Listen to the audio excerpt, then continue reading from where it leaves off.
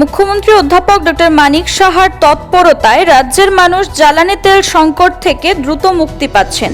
জ্বালানি তেলবাহী ট্রেন রাজ্যের উদ্দেশ্যে রওনা দিল।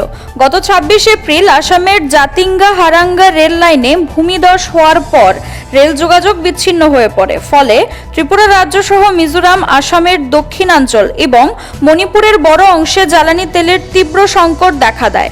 পরিস্থিতি মোকাবেলায় উত্তর পূর্ব সীমান্ত রেলওয়ে যুদ্ধকালীন তৎপরতায় কাজ করে। তার ফলস্বরূপ আজ প্রথম এই রাস্তা দিয়ে জ্বালানি তেলবাহী ট্রেন চলাচল করে। তাই খুব দ্রুত রাজ্যে জ্বালানি তেলের সংকট দূর হবে বলে আশা করা যাচ্ছে।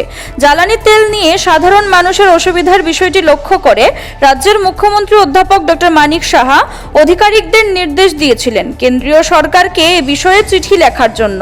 এরপর আধিকারিকরা কেন্দ্রীয় সরকারকে চিঠি লেখেন। মুখ্যমন্ত্রীর এই উদ্যোগের ফলে কাজে গতি আসে। CRI TV, channel for news and entertainment.